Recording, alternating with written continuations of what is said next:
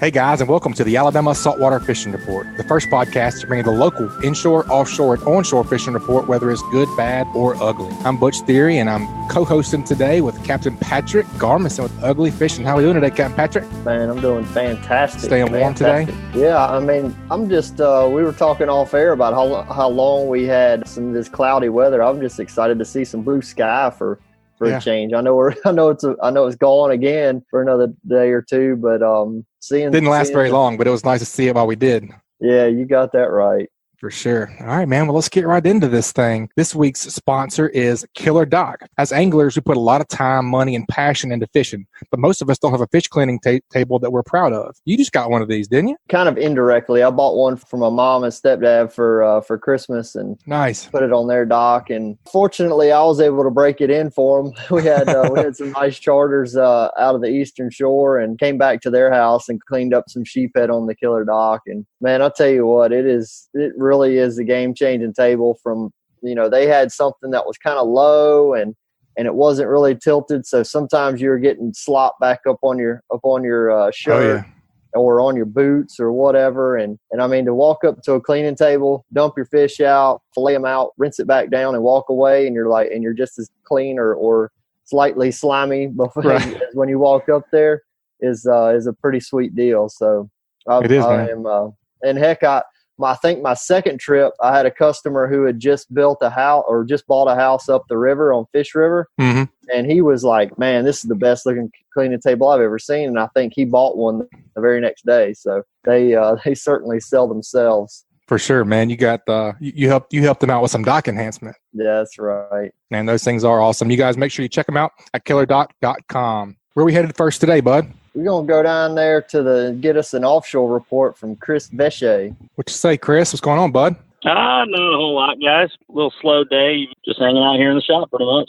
All right, Chris, I know you like to keep your finger on the pulse down there at Sam's Bait and Tackle in Orange Beach, Alabama, man. Give us the goods. What's been going on down there? Not a whole lot. It's obviously the weather's been pretty much terrible, but we had those couple of nice days this week, and everybody's been stir crazy. Everybody's been wanting to try to get out and fish. We did have quite a bit of activity. Quite a few people, people did go offshore last week. Some guys ran out, looking for tuna. The tuna bite's still outstanding when you can get out there. But, it's just, we just haven't had a lot of windows. And then, of course, here we're coming up on February 1st. So your shallow water grouper past, 20 fathoms will close. So scamp, red grouper, stuff like that, all that will close out past that 20 fathom line. Now, you could still obviously keep reds and scamp inside of that, but as well as I do, I mean, you don't catch a whole lot of legal scamp inside of that 20 fathom line. Sure. So, that's what quite a few people have been doing, is going out and mixing it up and trying to get in what they can. When does that close? What did you say? End of February? February 1st. It's a 2-month closure, 1st. February 1st through the end of March. So all that opens back up on April 1st, rather. What are they catching those fish on right now? Still a live bait for the deep drop? Yeah. A lot of guys are live baiting for them. Scamp are funny. I've been out there a number of times on scamp when we've had, a variety of what I would normally think are perfect live baits. Tinker mackerel, cigar minnows, small hardtails, pinfish, mullet. And the only thing they want is a whole small frozen squid. So you really never know. You got to bring a variety out there. That's for sure. Even if you can't getting live bait this time of year is tough. There's no doubt about it. But even if you can't get a good supply of live bait, you try to get what you can. And if not, at least bring a variety of frozen baits with you. Good quality squid and cigar minnows at a minimum anyway. But I like jigging for them. I love jigging for scamp. Me too. Like a diamond jig. Yeah, something that has a lot of flutter. You really don't. I mean, you catch them on a lot of knife jigs, of course. If you let them sit by the bottom. But if you can get a jig that you can drop to the bottom, you reel it up, maybe a couple cranks, and then you just gentle, raise and lower the rod tip with a lot of flutter. That always does the best on scamp. Yeah, it is. You mentioned tuna. Do you have any idea if they were catching those on the chunk, on the troll, or is it just mostly on the troll? From what I heard this last week, seemed like the chunk was a little bit slower, and like I said, the live bait's been a little bit trickier to get here lately. Guys have been throwing nets for mullet and stuff, trying to get mullet before they head out, because you just had a Perdido Pass in particular. We have a lot of spots just offshore that you can generally get like sardines and stuff in the winter. But if you can't find that bait supply, you've got to have backup with something. but small ballyhoo did the trick for the most part last week. Nice. That's an easy way to fish, if you ask me. That's the best possible way to catch tuna. It's better than chunking. Oh, absolutely. Absolutely. Cutting up pogies for hours, standing there, breathing exhaust fumes. Chunking's tough, man. It's really it's a love-hate thing. It can be so productive. When it's on, it's fun. Oh, yeah. And then there's, and the thing, anytime you start explaining chunking to somebody who's never been tuna fishing and, you're explaining the process, they're like, that doesn't sound like fun. It's like, well, it's not, except that point when you're hand over hand, you're feeding that line out and you feel that line get snatched out of your fingers. That's where it's all at. Chris, I know we're not experiencing a lot of good chunking right now is what it sounds like, but I want to go back to last year. A buddy of mine had went off to Venice, and they were fishing the lumps, and they said that everybody was out there chunking, and the only guys that had success, at least the ones that at least were honest with what they were catching them on, they were all saying they were catching them on chunk king mackerel, and that everybody kind of had a variety of baits, but the guys that were chunking with king mackerel were the only successful boats. Do you see that? I mean, is that a common trend, or do you think that was a kind of a fluke deal that he ran into where there was one specific type of chunk bait that was successful? I've always leaned towards anything fresh is going to be better than what you brought frozen. It's always smart to bring pogies out there with you, of course, but anytime I can get a fresh chunk bait, especially blackfin, of course, yeah, red meat always gets it done, but I bet I've heard that about the king mackerel. Yeah, I've heard about the king mackerel working before. I've chunked with it before with mixed success. I've never had it where I'd say it was better, but you know it as well as I do. And it's not just tuna fishing. It's any kind of fishing. They want something on one day that they might not want the rest of the time. That's true. And if you don't have it, you don't get bit. That's a great point. You been hearing anything about any marlin? I know they were super duper hot for a while. Yeah, I think what it is, if you go out there right now and you pull for you actually fish for them, I have no doubt you'll get into them. I mean, the water temperatures are right. There's plenty of bait. Most of the guys that were experiencing that super hot bite, of course, a lot of guys were live baiting. I would think that if you went out there and you live baited some skipjack, blackfin, and similar baits, I think you'd get bit. But I don't have any report on that. It doesn't seem like anybody was really targeting bills this last week. Now the sword bite has picked up the last couple of weeks from the few reports I've gotten. I'm hoping I can get out sword fishing within the next 2 weeks. We'll see. But that's usually pretty typical. Usually by March, March through midsummer, we always have a really red hot sword bite. So, we'll just have to get out there and see. Sounds good, man. I'll be checking my phone for that invite for sure. What about inshore over there, man, on that east side, the Orange Beach, Gulf Shores? Anything going on inshore? Redfish, speckled trout, sheep's head? What's been going on in that realm? Well, sheep's head, it's that time of year again. The sheep's head have been thick in the past, and as we get closer to mid-February, and especially as that water temp gets up around 66 to 68, we'll start seeing them big spawning aggregations flood the pass. But as of right now, you can catch a sheep's head on just about any significant inshore structure. The ICW is loaded with them. And then, of course, a lot of the inshore guides are targeting the pass, the bridge, the jetties. Probably the thing lately, we don't have real big numbers of trout being caught in Orange Beach right now, but the quality seems to be there. If you put in your time and you really go look for them in some of these, places leading up into Wolf Bay and such, you can find a fair amount of some quality trout right now. Are you seeing the trout on all artificial bait, or some guys live baiting them, or what are they doing there predominantly? I mean, all the ones I've caught have been on artificials, of course, but there are guys live baiting for them. I'd say live shrimp is still what most people are using. I don't think a whole lot of guys are dragging for croakers and such right now. What are you using on the artificial side? I've been fishing kind of a mix of smaller plastics, a lot of smaller swim baits, small paddle tails, and then, fishing some of the bigger stuff. If I'm really going to go out there and try to target, gator trout, I'm going to throw something that has a big profile, imitates a bigger mullet.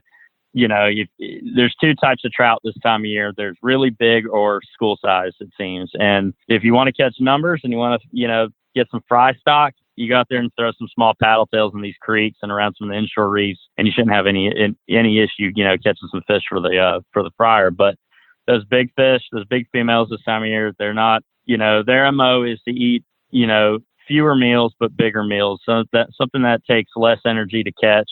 So when you're throwing a big, and I always, anytime I show people these baits, they're like, isn't that a little bit too big? But a 5 to 6 inch big paddle tail swim bait, something that has a lot of action at a very slow speed, usually does very well on them. And, if you cut open, I'm sure both of y'all are, probably seen a lot of the same stuff I have. When you cut open a big female trout, their stomach, they eat mullets sometimes that are, 10, 11 inches long. They eat other trout. Oh, yeah. They eat huge bait. So there's almost nothing from an inshore lure perspective. There's almost nothing that is too big that you can buy on a shelf. I mean, anything that can imitate that large bait fish is what's going to catch that quality fish. You just got to suffer through some slow fishing to get that 1 or 2 or 3 big bites. I've always said a trout has no idea what size it is. Mm-mm. A trout will eat anything that it thinks that it can eat. Yep, exactly. It's pretty impressive what they think they can eat too. Yep. Sure. Very impressive. I've seen them, not fish I've caught, but online, seeing pictures from Texas and on the east coast of Florida where, somebody will find a just absolutely monstrous, 12, 13 plus pound trout floating on the surface and have basically like a lower slot redfish stuffed in its throat. It's anything they perceive as, I can eat that. They seem to try to eat. So. Yep. And it starts right when those jokers are hatched out of the egg, man. They start eating each other right away. Yep. Absolutely. Well, that's a great report, Chris. We got to get that offshore tip from you. This week's offshore tip is brought to us by Hilton's Offshore Charts. The days of heading out blindly looking for good fish areas are pretty much over with. Don't waste your time and money on fuel searching for fish. You need the most highest resolution images to not only know where to go, but where not to go. That kind of leads us into our tip, man. You guys make sure you check them out at hiltonsoffshore.com. What you think for a tip this week, Chris? Well, it's kind of funny, when I called in, I didn't know that Hilton's was the sponsor for today's tip, but that's actually what my tip is more or less leaning towards. Wintertime, what do we know about migratory fish? Water temperature and conditions are everything. Yep. And I think as fishermen, we're all really well versed in that saying, you should have been here yesterday. Oh, yeah. Something I always tell people, customers of mine, buddies of mine, is make your own report. If you're waiting for the fishing report, you're getting there a day late. And one of the problems with pelagic fishing this time of year, offshore fishing, is if you can't see what the water conditions are like, you're going out there completely blind. It doesn't matter that your cousin Bobby caught tuna at Ram Powell yesterday. Those currents and those favorable conditions could have shifted 20 miles in a 30-hour period. So my tip is basically what I get asked in the shop all the time is can I bring up a satellite image or whatever. It really pays if you're going to be spending the money on gas, the boat, everything else you go offshore. You need to pay that small amount. Get a subscription, to Hilton's real-time navigator. It's absolutely worth the money. It'll save you a lot of time and gas, a lot of that. There'll be a learning curve to it. You can actually call or message Tom Hilton. He will gladly go over every aspect of his page. He is a wealth of knowledge, and he'll cut your learning curve in half with, as far as reading, the satellite images. But it's worth its weight in gold to do that if you're gonna be an offshore fisherman. There's no way around it. There's no way I would ever go without it ever again. That's a good tip and a great plug for Hilton. That's right. For sure. I'm sure Tom will be happy with that. But I mean, that's the truth. It's this time of year it's more critical than ever because summertime we have a lot of dirty water, of course, but temperatures, you know how it is, especially May and June. May and June, you have a feeling that there's a lot of favorable water out there. This time of year, it's either completely right for the type of fishing you're trying to do or completely wrong. We have all this cold water right now, coming out of Mobile Bay and out of Mississippi River. You could hit a rip out there where the water temp on one side's 58 and it's 72 on the other. So, you've got to know where those current breaks are. And, it's such a small investment to get a subscription. It is, man. Like you say, this time of year, the guys going out there are few and far between. And like you say, whenever they get back, I mean, that could be a 2 or 3 day old report and things change so quickly out there. Exactly. Yep. That's a great tip, man. We appreciate you being on. And you guys go check out Chris and talk to him, talk some tackle and some rods and reels. He is an absolute genius with that stuff over at Sam's Bait and Tackle in Orange Beach, man. We appreciate you being on, Chris. Thanks for having me, guys. Yes, sir. Talk soon. All right, Patrick. I always like hearing from Chris Vecsey, man. He's very knowledgeable. I feel like the guy's he's smart, man. He's got it going on. He's been fishing for a long time, and he hears so many different things at that tackle shop over at Sam's. Kind of just like he has it all going on. You know what I mean? He does, and he's super he's super detailed and precise on like how he talks about things and explains lure fishing and stuff. Yep. I mean, I just get out there, throw it and reel it back in and hope something hits it. And that's all we can do. he's got a lot more technique about it than I do. Yeah, so sure, it's always fun to listen to him. Well, our next segment, we're going to head on down to the champions of the 2020, or at least one of them, half the team, to the 2020 Winter Classic, man. You guys had an awesome tournament this weekend, huh? Thank you, man. I appreciate it. Appreciate Patrick putting it on. You guys mentioned it, but I want to back up just for a second. When Patrick said he just chunks out there and whines, I don't know if I'm supposed to say this on the podcast, but I'm going to call BS on that. that cat is analytical. Don't let him fool you. He knows what he's doing, and he thinks about every fish he catches and figures out why that fish bit. So don't let him tell you that stuff right there. I know better than that. Yeah, me too. He's talking like he's got the Rutland Abruscato technique where we just throw it as hard as we can and hope something bites. But that's right. There was a lot of that going on this weekend. I promise you that. Woo. Yeah. Among other things. Good gracious alive. Yeah, that was a very interesting tournament. You had to fish both. I mean, you couldn't have had 180-degree opposite conditions from one day to the next. Yeah, it was a pretty interesting day. Pretty interesting tournament. And interesting is I'm being nice about it because by Sunday I wasn't calling it interesting. I was calling it something else that I know I can't say on the air. I feel the same way, but somehow or another, this Winter Classic has been split in two almost every time with either like warm conditions on the front and cold on the back, or something. So it's you earn your keep every time because these fish are in constantly changing mode. So that's right. Actually, and it was a carbon copy of last year's. We had the exact same thing happen last year. That's what I was just about to say. Yep, I remember talking about the same exact thing last year. It was like 80 one day and then 30 the next day. And by the way, Patrick and Trevor finished second, so congratulations to him too. There were a lot of talented people in that field, I can tell you that. So that's right. Congrats to both of you guys for sure. And I'll be the first one to admit that I got lucky, and I'm proud to admit it. Hey, that's all it takes sometimes. Very lucky. Yeah. So what'd you guys end up with? I'm not 100%. I wasn't invited to this tournament, so I'm not sure about. You're lucky. You're lucky. It is the rut, the whitetail rut, and the black belt. So I'm not saying I would have came, but what's the ins and outs of it? You guys get what? What is the weigh in? How many fish can you weigh in? It's 5 a day, and they did Patrick. They format it to where we're bonused for keeping fish alive, which is a way cool thing. And cool. Patrick, I don't think I saw a dead fish. You know better than I do, but I mean I watched the weigh in. I watched everybody weigh in both days, and I think.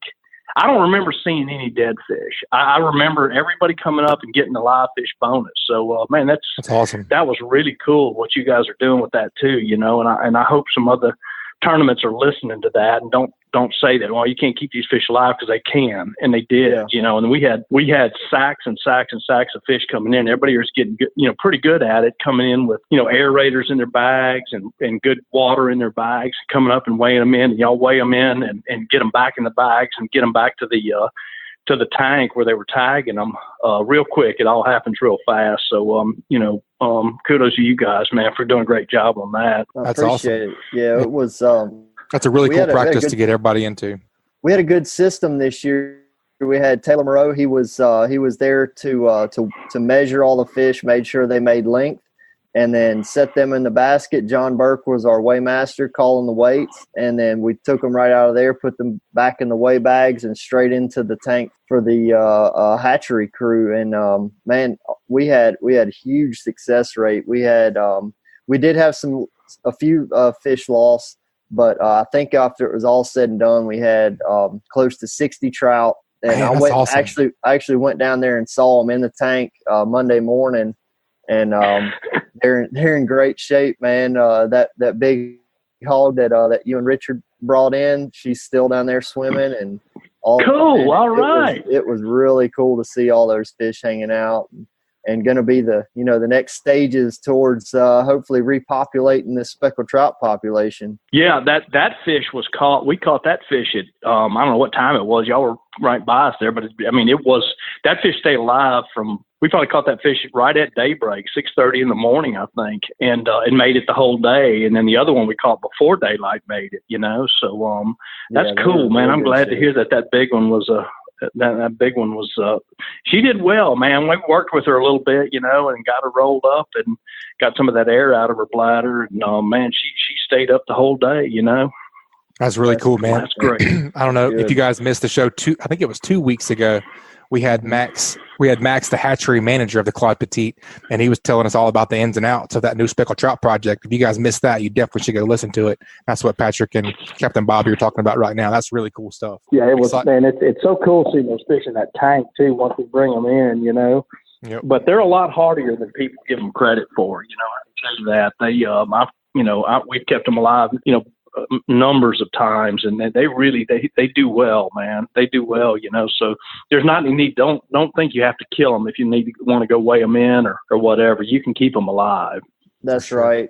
But they do take a little bit more preparation, a little bit more thought process on live well preparation and actually handling that fish, trying to get it in the net, in the boat, dehooked and into the live well, and manage it a little bit. Like what I figured out, or what I started doing, was instead of just putting the fish in the live well, because usually once they get their air back and kind of flowing, their first move they do is kick as hard as they can, and they'll shoot right into the side of the tank. So what I've started doing is I'll sit there and hold on to them and let them kind of catch their breath and let them just kind of chill there. And before I let them go, and a lot of times they won't even move. They'll just sit right there wherever I let go of them. Do you do any of that, Bobby, or do you just toss them in there and just hope for the best, or what's your process? No, not at all. Actually, the first 5 minutes or 10 minutes is the key to the whole deal. And that's not just with trout. That's with redfish too, if you're trying to keep them alive in your well. And so what I do, we put them in there, and they're always, because I think it's when they get on the surface, when they're coming in and they get air in that bladder, and they'll tend to roll over a little bit. They'll roll over, and you got to get them up and swimming until they can expel that air. I work with them. Well, either one of the two of us will work with them until the fish are upright.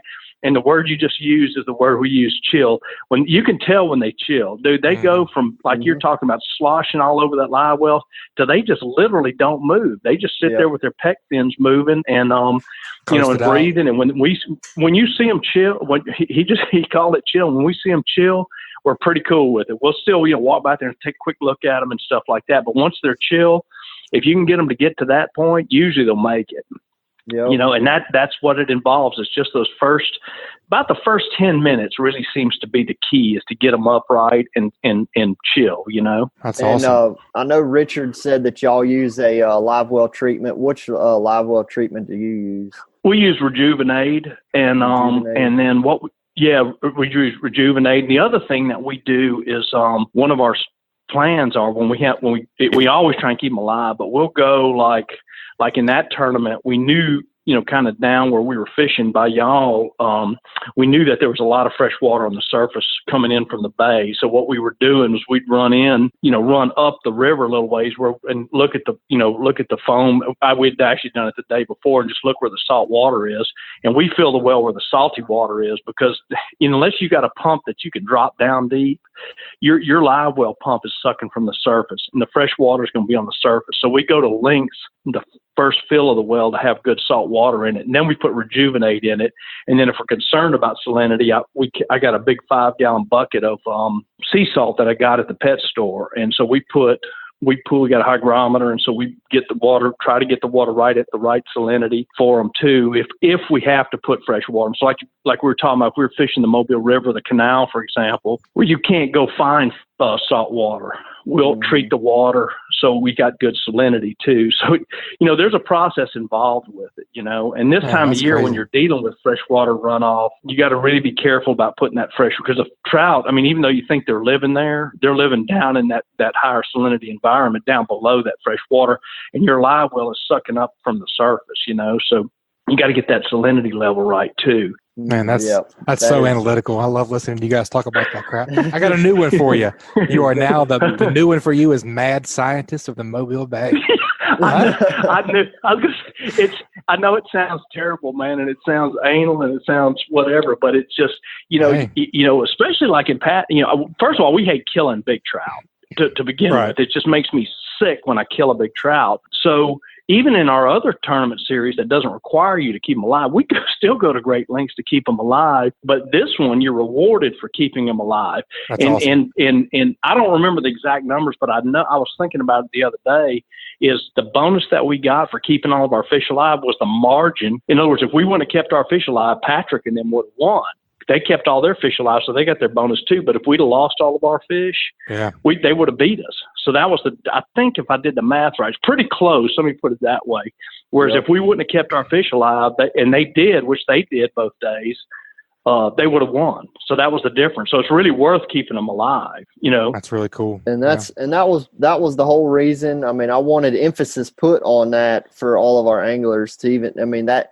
If that's in the forefront of their mind, that if they keep all 5 fish alive, that's 2.5 pound added to their weight. I mean, that's a huge deal. Yeah, a 2.5 pound fish is a 20-inch fish. So what you're doing, if you're talking about 2 days of 5 fish, now you're able to keep basically 11 fish. And the way that tournament was, because the fishing's been so tough, a 2.5 pound fish was a pretty dadgum good fish, at least on our stringer it was. Because that's going to be about a 20-inch fish. So I'm saying, like, actually a 2.5 pounder on Friday would have been the biggest fish in our box because we didn't catch a fish over 19 inches on the first day. So it's huge to keep those fish alive like that. So you got a lot of incentive to keep them alive, other than just being, a trout lover. You still got a lot of incentive to keep them alive. That's really good stuff, man. Well, let's get into the report. What's been going on? Where you been fishing? What's been hot? What's been the pattern? Well, we had a couple trips last week, and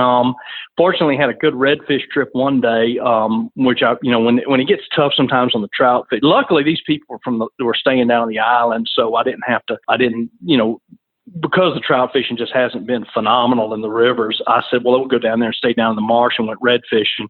And we went some of the little creeks and stuff down there, and they're just so loaded with little reds, anywhere from little rat reds up to about 22, 23-inch fish. And we were using voodoos with gulp spray on them, and gulp itself, shrimp under popping corks. And I don't know how many fish we caught, but it was stupid, So that was a lot of fun. I've been trout fishing so much, it was kind of fun to go down there and catch some reds. And then we had another trip a little later in the week to where we went. The guy who hired us on the trip said, just go catch whatever. And I knew a lot of people going down the marsh, but we ended up going up in foul, and we didn't catch any giant fish, but I think we had about a 50 fish day, all on voodoos on popping corks, So, even when it's tough, there's still fish to be caught. And, and Patric can probably fill in some too about some of the details on the tournament. We had a couple surprises about where some fish were caught, and I'm not going to be the bad boy to reveal all of that, but it was we both kind of had opened our eyes a little bit about where some of the fish were caught. And then, so those places were good. And then, the other thing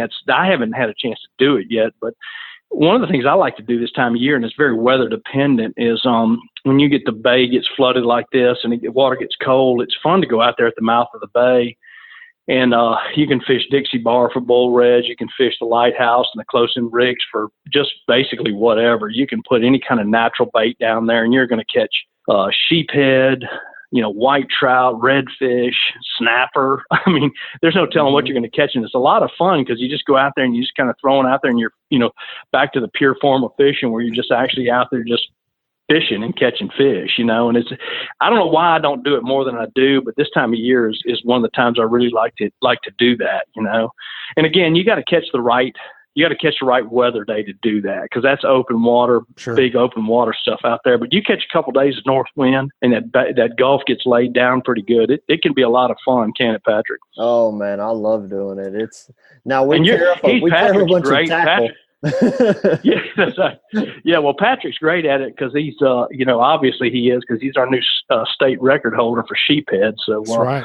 And I've been on a boat with him doing that vertical fishing like that. And I'll be the first to admit I'm not very good at it, but I found out how bad I was at it when he made me he took me, we went sheephead. We were fishing a little tournament and went sheephead fishing and made me look like a monkey. I can tell you that. I know why he's the state record. I know why he's a state record holder. Hey, he'd be catching fish and looking over at my rod going, "Do you realize you just got a bite, man?" I'm going like, "I didn't know it, man. Let me reel up." You mentioned the marsh for those redfish, Captain Bobby. You just talking about the north side of the sound, or? Yeah, down around the north side of the sound. More, the sound holds up a much better from a clarity standpoint when the bay gets flooded. A lot of the runoff goes straight out the mouth of the bay, and even when it gets up to 12 feet, which is where Barry's at right now, some of that runoff that does go down through the sound doesn't affect the northern end of the marsh, so you can find decent water up there. And then when you start talking about a species like redfish that is much more tolerant of lower salinity levels, and that feeds with their sense of smell more, it's a lot easier, a little bit easier fish to catch when you get, tough water conditions like we're having right now. But yeah, anyway, down through the north end of the sound is where I like to fish. Any of the little creeks down there, you can look on a Google Earth. There's not a name for a lot of places. I mean, I got names for them, but it's not the ones that, it's not what you actually would find on a chart. But anyway, that kind of thing, anything that's got shell or grass, right now has red. We have a bumper crop of reds this year. So that's a fun thing to do. If the wind blows, you can't get out on the outside. I feel like that bumper crop. I feel like we talked about the same thing last year. It was a good bumper crop last year. Those fries, that small. We've had a number of years now. I mean, that's amazing. Yeah, it is really good, especially when, like I said, again, I don't know why we don't. I'm just a old timey trout fisherman, but I don't know why we don't target reds more than we do, or I do anyway. I mean, I think maybe there's some guys do, but you get other states now in South Florida and Texas. Louisiana. I mean, trouts, it's the other way around. Yeah. I mean, they target reds, and trout is kind of a secondary fish where it's the other way, kind of seems like here, or at least it is for me, so, but it's a fun fish to fall back on one way or the other, right now, especially this time of year. Again, when the trout fishing gets tough, it's a fun fish to fall back on. It's gotten so reliable, you can fall back on it with success now. Definitely. That's right. I've seen some of the same results too. Do you guys think, you mentioned shell bottom? Do you think that's, I know you guys fish shell bottom year round, but do you think those shell bottoms, and I guess it depends on the depth necessarily, but is that something that you target in the winter more for clam or oyster bottom shells, or not necessarily? No, not me. I'm always looking for hard bottom. Yeah, it's because trout spawn over it, and and now it just makes it easier for the reds and sheephead and drum and that sort of thing to feed over the hard bottom. The little crabs and what little bit of shrimp that's down there, little crabs and snails and stuff that they're eating right now can't get away as easily, and I think they spend their time feeding over that. Whereas, like the rest of the year, trout are looking for that kind of bottom to spawn over. So we're always looking for hard bottom. There may be some seasonal times when fish might get like on a pogey bite or a mullet bite or something, and they're not near as they're more into grass and stuff like that. But you're finding some shell bottom is always a good key, and at least water to eliminate. Yeah, sure. That makes sense.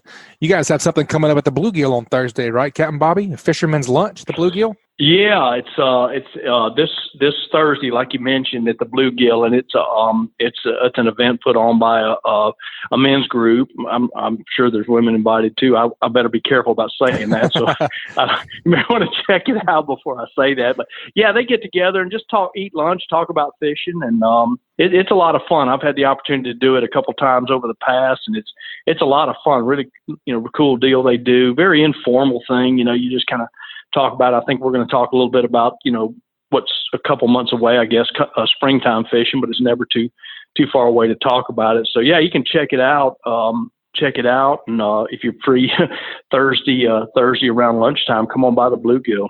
Sweet. Yeah. And I think there's a Facebook page, but we couldn't really find it earlier. If you guys have any questions on that, just email us to alabama@bestfishingreport.com. I'm almost sure I've shared it onto my A-Team Fishing Facebook page. I'm almost sure I did. So it's if you can't find anywhere else, maybe check it out there. All right. Well, you got the Hey Cap question this week, Captain Bobby. And this week's Hey Cap sponsor is Foster Contracting, Fortified Roofing Pros. Patrick, we talk about safety every chance we get on this podcast. There's just no reason to let a preventable problem ruin a day of fishing or a day on the water. It's no different when it comes to choosing a company to put a roof on your home. You've worked your whole life for your possessions, and while they're important, the safety of your family is paramount.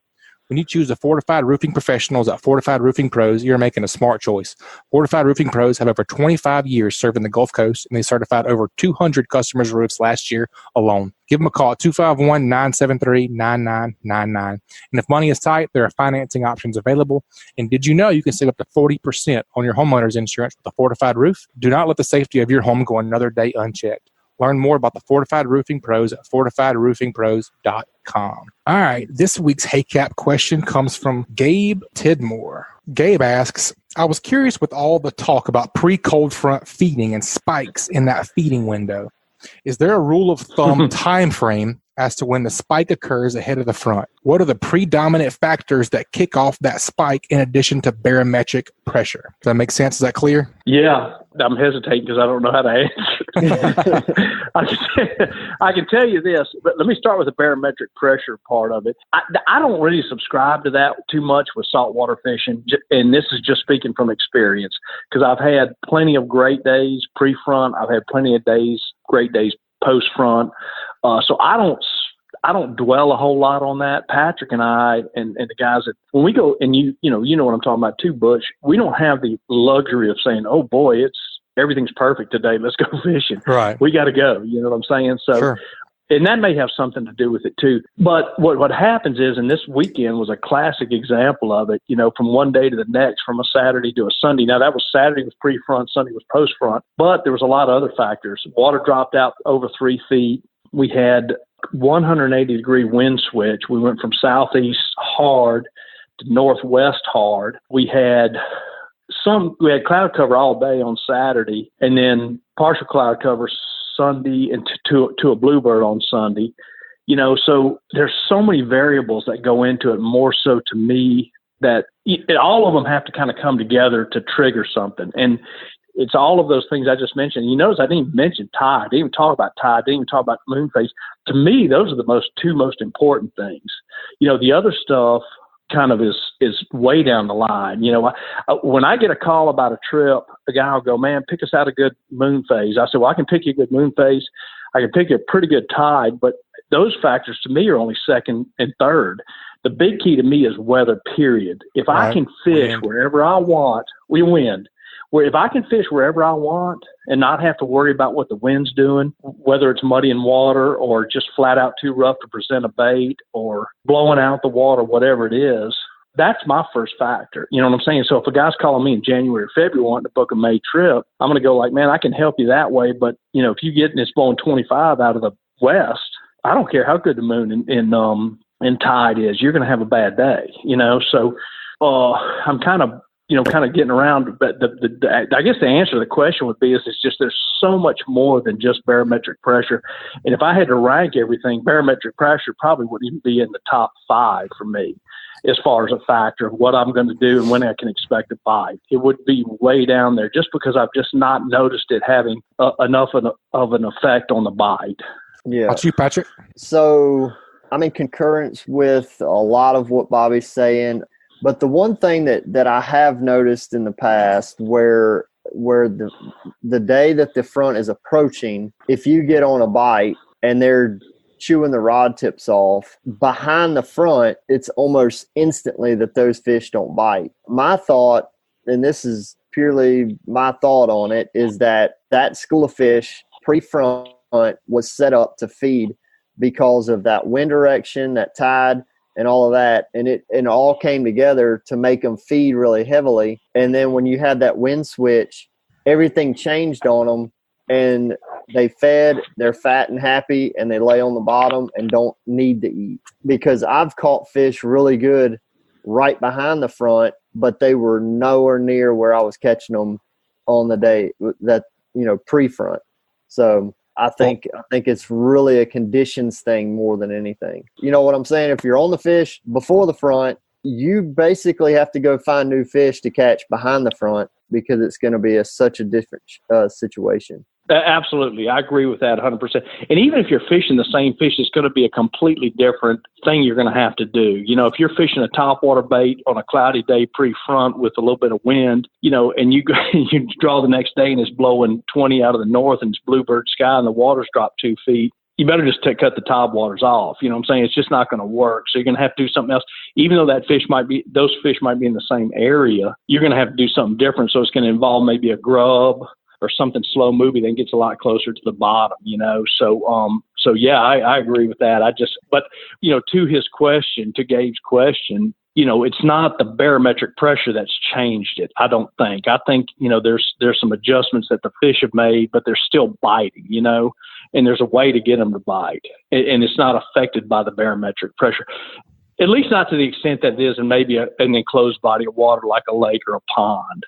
Right. Yeah. So do you think there's anything to the pre-cold front feeding and the spikes in that feeding window? I think if it is, it's due to the cloud cover and other factors. A little bit, some other factors that are created by the pre-front low pressure conditions, more so than the true low pressure barometric pressure drop. And that's just, he asked me the question. That's the way I think about it. I don't dwell on high pressure, low pressure, and barometric pressure changes. That's just not a big factor to me. I think there's a lot to, I know we've all talked about it multiple times. I think there's a lot to the fish acclimating to the weather pattern that just happened, whether it be a cold front that just blew through. It's going to take them 2 or 3 days to get acclimated to whatever that cold front brought through, to what they're feeding. And that's along the lines of what Patrick is saying, and I agree with that too. Right, agreed. But the pressure change is not.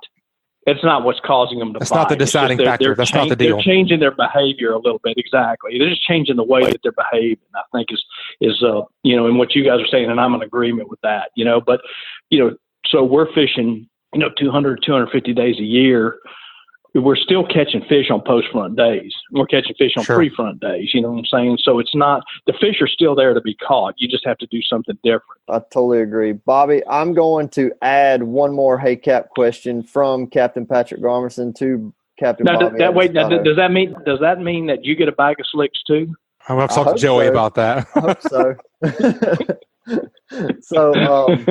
So I have a question I feel like other people are interested in. So you and Richard have had a pretty good tear on catching fish on tournament day, and a good bit of that goes into preparation. Being at pre-fishing. Some of the guys that are out there, prior to this Winter Classic, I ran into a lot of the Winter Classic fishermen that were fishing kind of throughout the week, trying to get their pre-fishing in. Do you mind sharing a little bit about what you might see through your pre-fishing week that says, I like what I see. These are my fish? Yeah, no, that's not at all. I mean, I learned, tournament fishing just locally and then going on the road for years that I did. And it's all the same. You know what I'm saying? The preparation and pre-fishing for it is very similar. And I think probably the big thing that I look at, or we look at is, and I remember in my baby years as a traveling tournament fisherman, getting burned a couple of times thinking I had fish, on a Thursday, and the tournament starts on Saturday, and Thursday I'm fishing a south wind, and then Saturday the tournament, it blows out of the north. We got internet now, guys. I mean, this thing, that internet, that's probably going to stick around for a little while longer. Mm-hmm. It can tell you well out in front what you're going to be fishing, So, people now go like, man, we had fish, but, the wind switched on us and the water got muddy or whatever.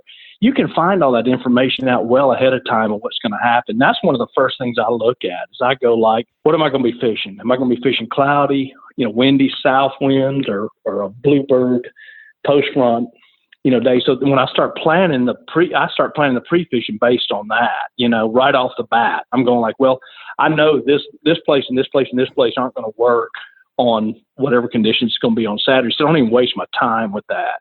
Okay. And then the next thing I do is usually I have a pretty good feel about what I want to do. And so I'll go and check those, and I might catch one fish. A lot of times I get a couple bites, just a couple bites, and I know it's the right bite. And if the fish are where I think they're going to be, that's my primary stuff. And I'm never go near that again. I won't go near that again for the whole week. I spend the rest of the time just trying to find plan B, C, D, E, and F.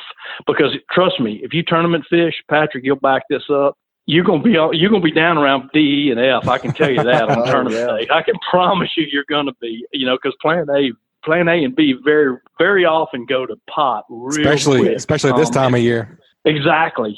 So I spend a lot more time looking for backup stuff than I do on my primary stuff, which kind of sounds crazy, but again, it's or may sound crazy, I don't know, but I know I find myself looking for some other stuff, and then what I do a lot of times too is I spend a lot of time just looking at bait activity and that sort of thing in the areas that I want to fish. So I may ride by the area that I want to fish and never slow down. So if somebody was pre-fishing there, they'd go like, I guess he's not fishing here. Well, little do they know I'm running by there looking to see if little mullets are still jumping there and are there pelicans diving on it or staying off of them. I spend a lot of time staying off fish. Yeah. And I just, we've heard it. I don't know how many times I've heard it where guys go like, hey, I caught 30 fish right here yesterday. I don't know why I can't catch them today. Caught them all. I'll tell you why you're not going to catch them. They're all sore mouth. And even if you go like, there's no way I caught that whole school of fish. Well, what happens is you start thinning those fish out and affecting their behavior. You know what I'm saying? Your odds of catching the fish. If you're fishing a school of fish that has 8 fish in it, and you hairlip 3 of them, the other ones they're going to get back in that school, especially if it's the day before the tournament, and they're going to know something's wrong. And odds are that whole school's not going to even bite that well for you. So I spend a lot of time staying off of my fish, but checking on them. I don't really want to go fish them. So make sure the signs are still there. The good signs are still there. Yeah, just make the sign. Make sure the signs are still there. Sure. Sometimes they'll give themselves away. There'll be a slick right where you want to fish. And I'm going like, I know that they're right in this area. Yep. And make that slick go away. Go away. No, I'm going to go. Or you see a guy drifting down a bank going, oh, please, God, don't let him hit that school. Don't hit it. Yeah, please don't hit that school of fish right there. Those are probably the 2 big things, And so it sounds like, like when we're pre-fishing, we're less fishing what we think is our tournament fish than actually fishing the tournament fish, Just because if you're only needing 5 or 6 bites in the tournament, you definitely don't want to cut your odds down by going in there and hairlipping a 5.5 pounder like we lucked into in that tournament. You know what I'm saying? It's so like the area that we fished, in this tournament by you guys, we didn't even go in there we hadn't been in there in 2 weeks. Never hadn't even been in there because I knew those fish weren't going anywhere. The only thing that would have happened is if we'd have had a huge amount of rain, that would have changed that. But we didn't need to go in there anymore, So we spent the whole time. We had a bog backed up to the Classic that actually kind of functioned as a little. We could do pre-fishing for the both of them. We were looking for other stuff. We knew that that's where we were going to at least start, which was going to be our plan A, and that was a perfect example of it. We never went in there. Not even to just sample a fish, because it would have just been our luck to catch that 5.5 pounder, on a practice day. Yeah. And he ain't gonna bite again. I can tell you, he's not gonna bite. You'd be lucky if he bites a week later, if you're lucky. They're so traumatized. Especially as hard as Richard sets the hook. That's right. Come out of his shoes. That fish's eyes are crossed for a month. For sure. That's a fact. What I do when we find short fish, the fish that are just a little bit short, I get him to go hairlip a few of them because he sets the hook so hard stretch he pulls them out a little bit. Yeah, stretch them out a little bit. I believe that. I've seen it in action. Oh, man, that's pure gold, Captain Bobby. That's great stuff, man. Bobby, anything you want to add, Captain Patrick? No, I hope that's a good answer to it. I just, I know it sounds like I don't fish the fish I want to fish. I completely agree, and I can vision what you're doing, and I'm hoping that some of the guys that listen to this show that are out there, maybe even never tournament fished, or maybe have been tournament fishing, just something to help them, something for them to think about when they're on the water, looking for that next tournament down the road. For sure. So I appreciate you sharing that with us, Bobby. Yeah, that's no problem, man. I hope it makes sense. It's kind of hard. I know it's hard to do, especially if you're a weekend guy and you only get one day to fish. We had to learn to do it too, especially when we started traveling to Louisiana. It's you go down there and you got fish, 50 fish floating around your boat, and we wouldn't even let each other pick up a rod. If you touch a rod, you get your hand spanked, and you're standing up on a platform going like, God, look at the fish, but you don't want to hook any of them. It's hard to do if you only get to fish one day a week, because we all love catching fish. I mean, that's the fun of it, is the catching of the fish. But when you have to make yourself not fish, that gets tough, So, that's tournament fishing. It's tournament fishing. It's a much different mentality than just going out there. It's a different beast. Make up for it on tournament day. That's what we always say, man. We're going to make up for it on tournament day. We're going to whack them. You know what I'm saying? Especially on a one-day tournament, we're going to whack them. If they bite, they're getting caught. So and so we save it up for tournament day. Well, that's awesome, Captain Bob. We appreciate that. Yeah, it's good. Gabe Tibor, make sure you email us at alabama@bestfishingreport.com with your address so we can give you that slick lures. Patrick, you have to talk to Captain Joey Langino on that one. I'm not sure if you're eligible or not. I got Joey's phone number. That's right. We'll figure something out. He's got him on speed dial. That's right. As always, it's a pleasure, buddy. Keep whacking and we'll talk to you soon. Thanks, Butch. I appreciate it. Thanks, Patrick. All right. See you. From Shore Report. That's right. Oh man, Butch, how about that? That was some classic inshore fishing gold, wasn't it? I don't even really know how to explain that or what to say to people or how to title that, but you just got to listen to that. I mean, really. Yeah. Listen to the wealth of knowledge from Bobby Abruscato is, I think it is endless. So I love hearing the things that he's got to say and his opinions and all that. So. Me too. Man. Well, speaking of wealth of knowledge, let's go to the onshore report with David Thornton. What you got, David? Hey, is that wealth or whelp? I'm one of Bobby's whelps, Oh yeah. We can draw so much from that guy. Yeah. And anybody that puts in a lot of time on the water and Patrick, you're in that game for me that to where you're just, your knowledge base and experience is just growing in leaps and bounds. And it's just great to see that, anglers coming up like that. And it's from, a lot of it is from the amount of time that you get to spend on the water, or at least try and stay focused about what is going on. I sure don't get to go as often as I'd like, but I do try to keep up with, any patterns that are developing. I watch the weather religiously. My wife makes fun of me constantly. Me too. And it's just something that fishermen do. It's like, well, I need to keep up with what's happening, what's going on. And, I may not know everything about what the stock exchange is doing or something like that, but I do know the moon phase and tide phase that we're in and stuff. That's all that really matters. We don't care about that stock exchange. It's the important stuff, Well, what's been going on, man? It's kind of the same old stuff in a lot of ways. There aren't a terrible bunch of options that are available, for this time of year. And the primary focus, typically is people fishing on the beach, targeting sheep's head.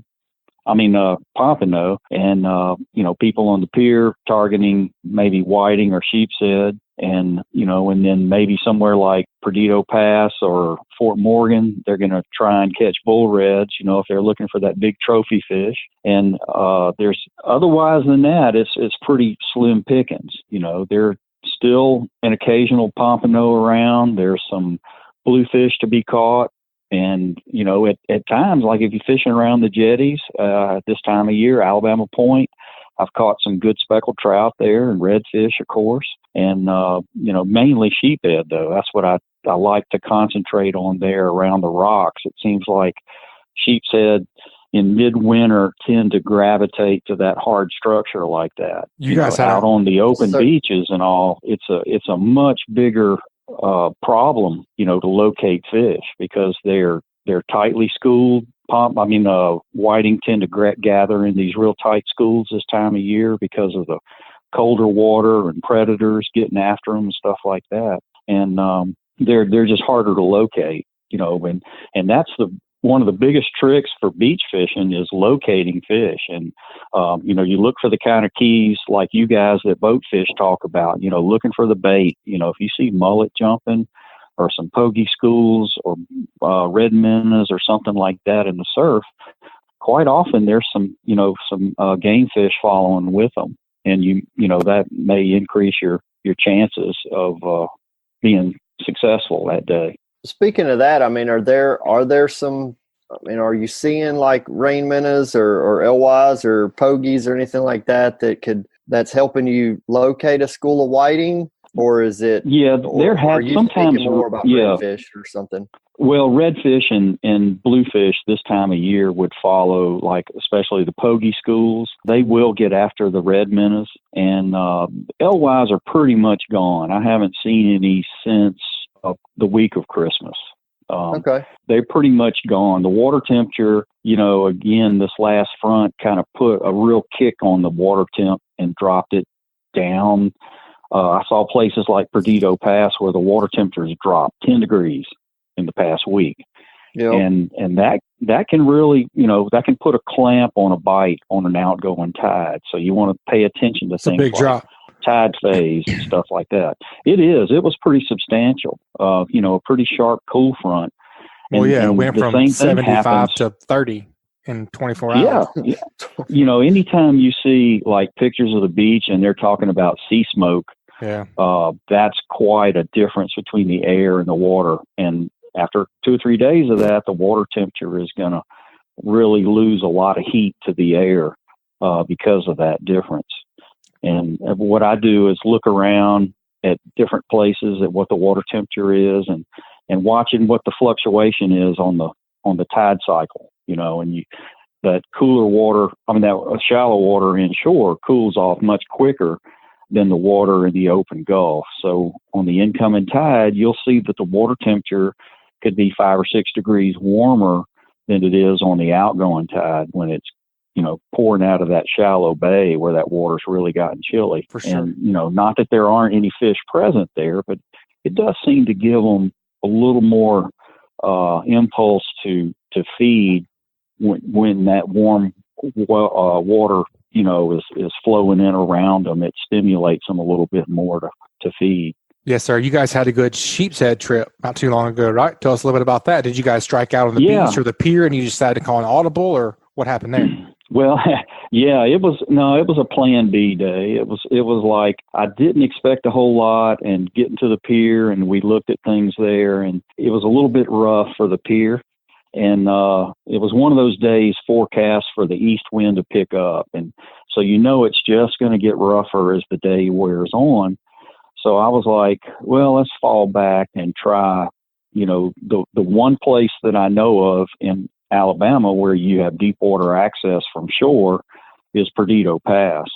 And sure enough, there was like 15 other people fishing there. And, that it's common knowledge. It's not like this is some secret spot or anything like that. It's just like certain people know to go to the pier at certain conditions, but it's like a gathering place. And, they weren't tearing it up or anything, but several people that had good tactics were doing pretty good. One thing I noted was that it was a neat tide, and that really bodes well for fishing a place like that.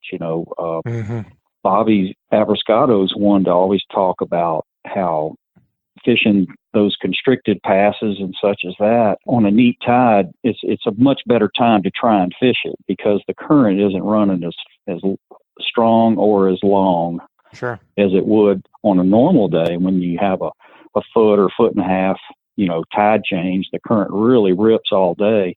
And you would have just a very narrow window at the tide change to actually be able to fish it. And usually the water is stirred up too. And it was like, all the planets and everything aligned, and there was a pretty decent sheephead bite that day for the period while the current wasn't moving. And then later in the afternoon, when the current did pick up, it dingied the water a bit and brought some of that stirred up water that was out in the Gulf, and it, just seemed to kind of, the bite kind of went away by then. But by floating those live shrimp along the seawall with just just tied on with light line and a small hook and letting the shrimp do its thing, and just a split shot, or two.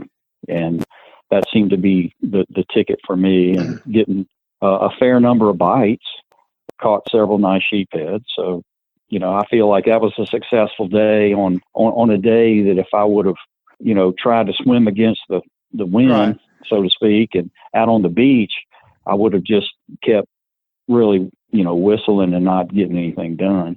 Sounds like a good call you made there, David, and, that's right, and taking advantage of a slow tide situation in a high current area. So I think that's a good point for people to think about. Me too. And I think that also brings us to our tip. We'll go ahead and get that onshore tip from you. This week's tip is brought to us by Biloxi Boat Show. That'll be February 7th through 9th, 2020 at the Mississippi Gulf Coast Coliseum. It's a one-stop resource for all your boating and fishing needs. You can get information from local guides in the Pro Talk seminar series. The Kids 101 program has put together a fun learning experience where kids of all ages can go through a series of fun stations featuring interactive games that teach water safety, casting, knot tying, and the first 100 kids will receive a fishing rod and tackle box with lures. Get the best prices of the year with manufacturer and dealer incentives not available after March. For more information, go to gulfcoastshows.com. What you think for a tip this week, Captain David? Yeah, I was going to mention that Mississippi coast is one they really are ahead of Alabama coast as far as especially deep water access from shore fishermen. They, certainly don't have the Gulf access that we have along the Baldwin County coast and the west end of Dauphin Island, but they've got a lot of piers and docks and jetties and stuff that you can fish from shore, a couple of bridges, some resources that I'm just jealous of that we don't have more of that type of thing here in Alabama. Well, maybe eventually. But, yeah, we can always hope. That's right. And, but yeah, getting to the tip, I was thinking about, persistence is the key, and like Patrick and I were talking before we went on the air about, attention to detail. And it's often this time of year, it's the small things that make you successful. It's not that you're doing anything, you might be fishing right next to somebody that's not having as good a luck as you or vice versa. And I hear it a lot. People say, well, I was rigged up just like them, or I was using the same bait or whatever. But the little things like in your presentation, and you want to, if you're not being successful, just keep changing it up. You don't want to just doing the same thing over and over again and hoping for a miracle. You want to change things a little bit, go a little deeper, go a little shallower, try a little more weight or a little less weight. Change your hook size or change the bait up or where you're putting it. That all those things can help you find out what the pattern is to be successful for that particular day or that particular part of the day. Sure. And it varies. And of course, every day is different, brings a new challenge, new set of parameters that the fishermen need to learn to digest. And it takes time after a while to, build that time set, be versatile about the species that you want to go after. It's like you get there and it doesn't particularly look like a good whiting or pompano day. Well, maybe try fishing for sheephead or vice versa. You get there and the pass is all muddy and, nobody's doing anything or the bait shop is out of crabs or, whatever. So, right. Audible. Yeah, that's it. You want to just shift gears. It's like, okay, that's not working. I'll try something else. And if that doesn't, you go to plan C or how many's on the list, down the Patrick? Line. Right. On down the line. Yeah. We just had the same conversation with Bobby. We did. Yep. Plan A's, B's through G's and F's and H's and everything else.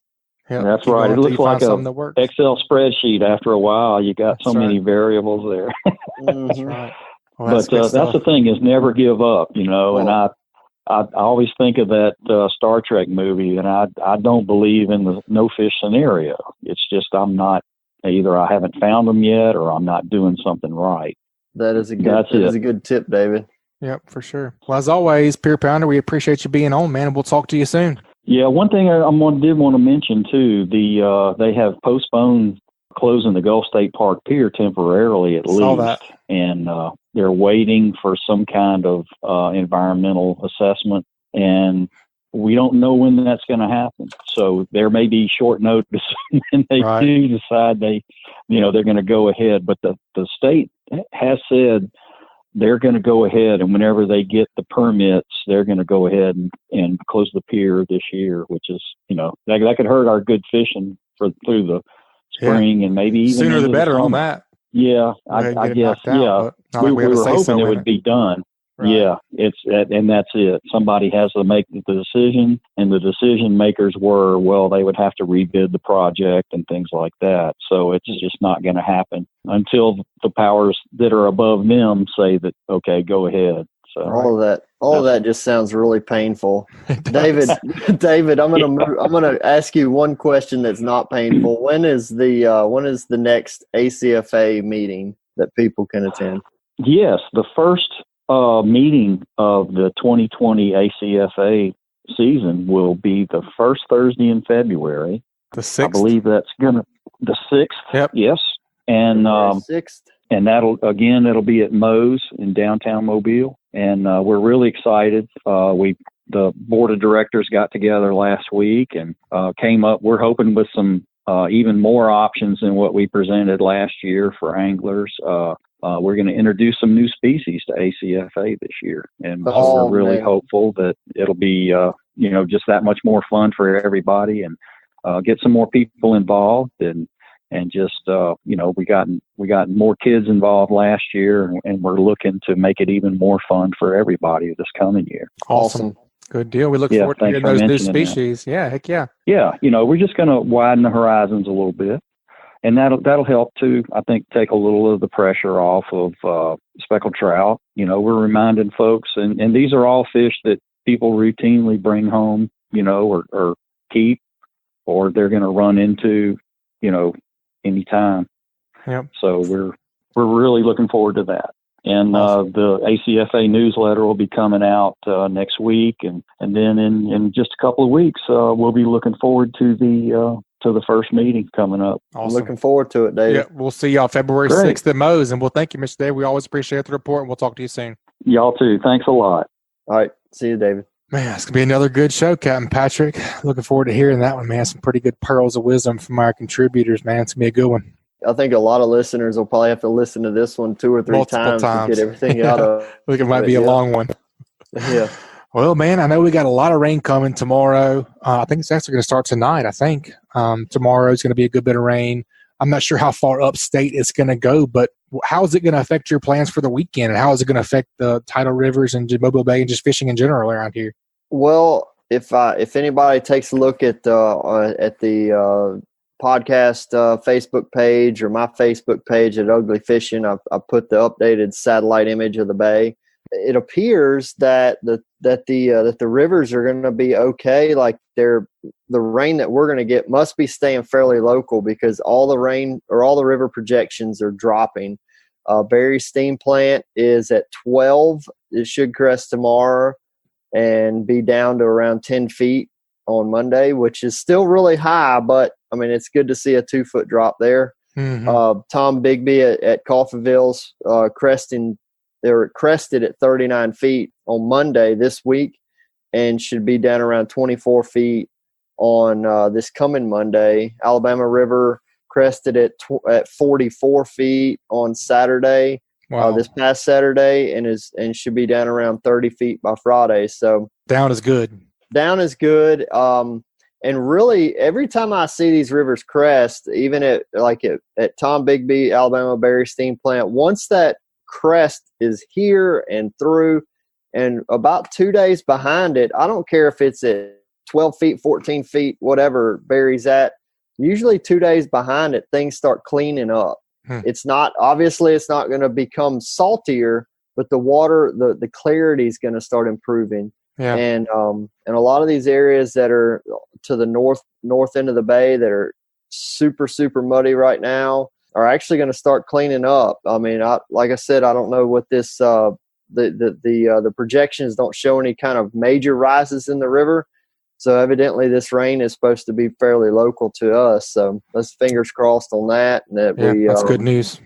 That these rivers come on down. Yep, for sure. Well, that's good, man. Maybe the weekend will straighten out for us a little bit. Maybe some guys will get to catch some speckled trout this weekend in the normal areas. Yep. Well, another great show this week, guys. That's going to wrap it up. You guys, please subscribe, rate, and review wherever you listen to podcasts. If you'd like us to email you the podcast each week, head over to greatdaysoutdoors.com/ASFR, and we'll send you the new show. And you guys get those Hey Cap questions in. I made a post earlier on our Alabama Saltwater Fishing Report Facebook page. Drop your comments there or email us at alabama@bestfishingreport.com. Thanks, Gabe Tibmore, for that question. Make sure to send us your address, and we'll get you those slick lure goodies. Got anything to add, buddy? Man, I think the common theme here is it's probably a broken record for this time of year is just, having multiple game plans, having a plan A, B, C, D on down the line. And I guess we forgot what you learned. So is that what you learned? Yeah, be willing to adjust. Pretty much all the guys said that, actually. Everybody said it. You almost kind of have to lower your expectations this time of year. If you're going out looking for a 30 speckled trout day, it's probably not going to happen. So, kind of lower your standards and pick a few fish and call it a good day. If it's not happening where you thought it was going to be, just keep moving and it's a good chance you're going to run across a school of fish somewhere. There's something to catch. You may not have to lower your standards, but just change them up a little bit. Don't beat your head against the wall. We talk about that all the time. Captain Richard preaches on that all the time. And so do you. You're very good at changing it up. Speckled trout on, biting the rod tips off. Go catch some sheep's head, man. They're still fun as heck to catch, and they're great eating, and it's fun. That's right. That's great. All right, man. I appreciate you co-hosting with me as always. You guys keep whacking them. We'll talk to you soon. Keep whacking them, guys. This week's Alabama Saltwater Fishing Report has been brought to you by Fishbites, scented baits without the sting. Check them out at fishbites.com. This week's Saltwater Fishing Report is brought to you by Angelo Depaola, the Coastal Connection with eXp Realty, your boating and beach property specialist. Check me out on Facebook at Angelo Depaola Realtor, the Coastal Connection, or call me direct at 850-287-3440. And also Daycool Heating and Air, your home performance specialist. Contact them at 251-260-3858 or check them out online at www.daycoolair.com. License number AL07028. Also brought to you by Geico. Call Ron Davis, Geico agent at 251-445-0053 or visit him online at geico.com/mobile-al. Also brought to you by Coastal Conservation Association of Alabama. Check them out at ccaAlabama.org. Also, Ugly Fishing Charters with Captain Patric Garmeson. You can check us out at uglyfishing.com or call us at 251-747-1554.